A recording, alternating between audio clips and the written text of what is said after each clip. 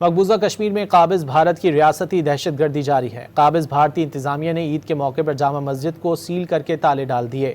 Kashmir media service کے مطابق قابض انتظامیہ نے مسلسل 8ویں سال کشمیریوں کو سری نگر کی جامع مسجد میں نماز عید ادا کرنے نہیں دی۔ مسجد کے اطراف بڑی تعداد میں بھارتی فورسز کے اہلکار تعینات کیے گئے تھے۔ KMS کا کہنا ہے کہ قابض انتظامیہ نے حریت کانفرنس کے رہنما میر وائز عمر فاروق کو آج بھی گھر میں نظر بند رکھا۔ میر وائز کو گزشتہ روز بھی نظر بند کر کے نماز جمعہ کے لیے جانے کی اجازت نہیں دی گئی تھی۔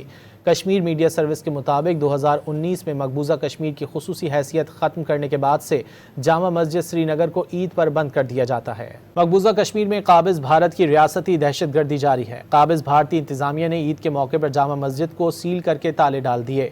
کشمیر میڈیا سروس کے مطابق قابض انتظامیہ نے مسلسل 8ویں سال کشمیریوں کو سری نگر کی جامع مسجد میں نماز عید ادا کرنے نہیں دی۔